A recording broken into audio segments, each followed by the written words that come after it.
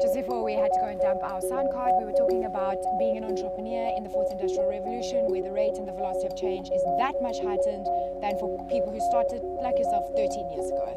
So can we end off this piece giving advice to guys that are in early stage startups now?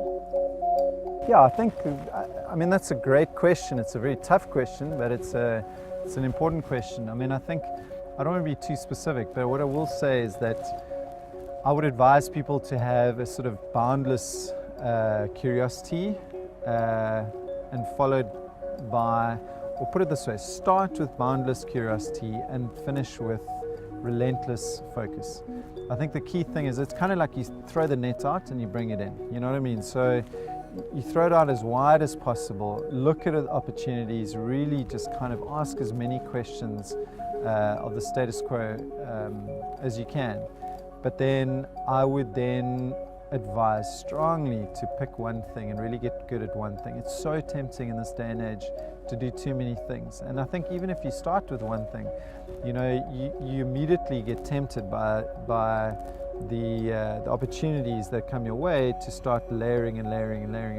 And instead of becoming more successful, all you're going to get is this big giant lump of messy putty, you know, and rather have something that's focused and beautiful. And I think that's the key thing. Really, I really like, there's a guy called Josh Waitzkin.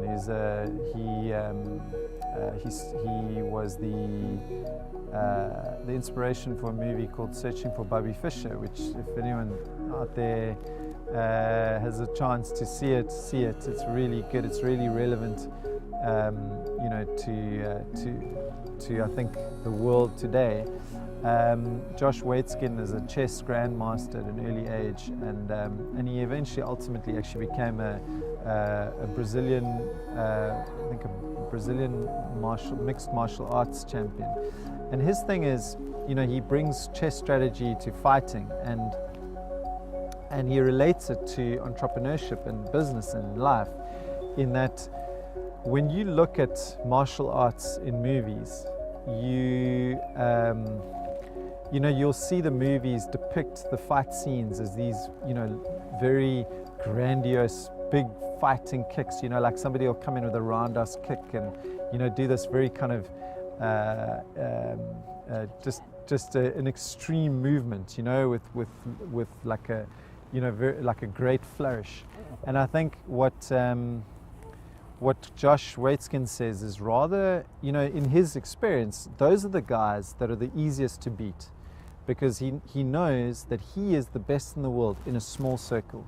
And he says, try and be the best in the world at a small circle. Within a small area, be the best in the world at. So, you know, if somebody comes at him with fly kicks and punches and all these kind of weird, wild movements, you know, for him it's easy to deflect because he's got his radius where he is the master, you know, and try and be the master in that small circumference, whereby you can own that space and be the best. You can be the monopoly in that space.